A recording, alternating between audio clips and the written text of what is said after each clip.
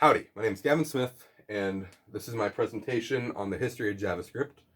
I got my little notepad here that has my notes on it, that has little notes on it for me to follow where I'm at. This is my clicker, so I can go through my presentation. I'm a little sick today, so if I start coughing up, I'm just going to pretend it didn't happen. Well, here we go. The average US teenager spends 7 hours a day on websites such as YouTube and Instagram. We're all familiar with these websites, but have you ever wondered how they work? You see, they're pretty complex, but they're similar, and you see, they're more complex than other web. They're more complex than I'm able to get into today, but they share the same fundamental idea as every other website. Today, I'd like to talk to you about the fundamentals of JavaScript, my favorite part of web development. What is JavaScript, although? You see, websites, they're made of web pages, and web pages are made of 3 core components: the structure, the style, and the code. You see, it's like a nice house. You need a solid frame, a nice coat of paint, and the electrical wiring. JavaScript is said wiring. It makes websites interactive, like Google Sheets and Google Docs. But it wasn't always like this. Imagine 1996. Websites were what we called static at the time. They didn't really move. They couldn't really be interacted with. It'd give you information, and that was the end of it. See, a website such as Google Docs or Google Sheets could not have existed, because this was before, you know it, JavaScript. Enter Brandon Fitch, a developer for the web browser known as Netscape Navigator. He was tasked with creating a way for developers to make their websites interactive, and in just 10 days, he did so. He invented a language he called Mocha, which allowed developers to do, well, interactivity on their websites. And, well, it took off. Every web browser under the sun rushed to implement their own version of Mocha, now called JavaScript, and, well, everyone lived happily ever after. Except not. You see, because everyone implemented their own version of JavaScript, well, one website didn't always work on someone else's browser, causing way more work for developers.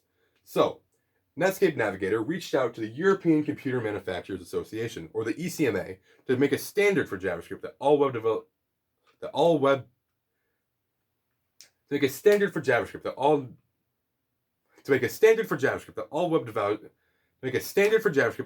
browsers should follow that allow a website to work across everywhere.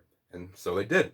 Now that JavaScript was standardized, it was time for developers to make their lives easier, and other developers' lives easier, by creating something called libraries. See, libraries, well, they're like a piece of code that you can include in your own project that allows you to use their functionality in your own way, such as drawing a graph of a line. These are 3 really popular libraries, even today. jQuery, write less, do more, is their tagline. Allows you to take really complex bits of code you need to write and shrink them down. React, the top one, allows you to make your websites even more reactive. React,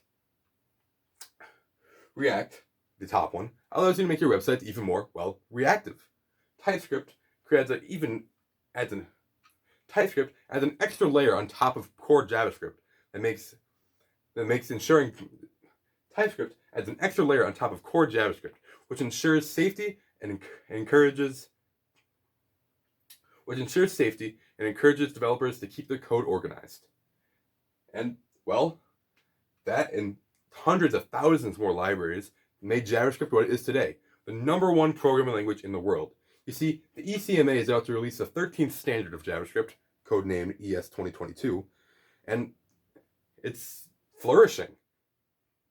And JavaScript has such a wide amount of resources available to learn it that it's what inspired me to become JavaScript has such a wide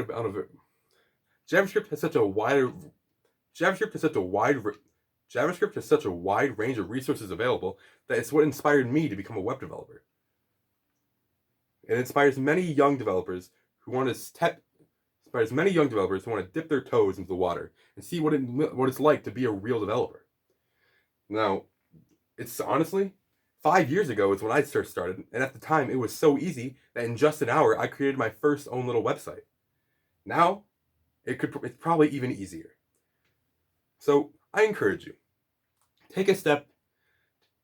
I encourage you, if you even have the slightest interest in how websites work, look it up. Look up how to start to create your first website, and well, you might find a new path in your life.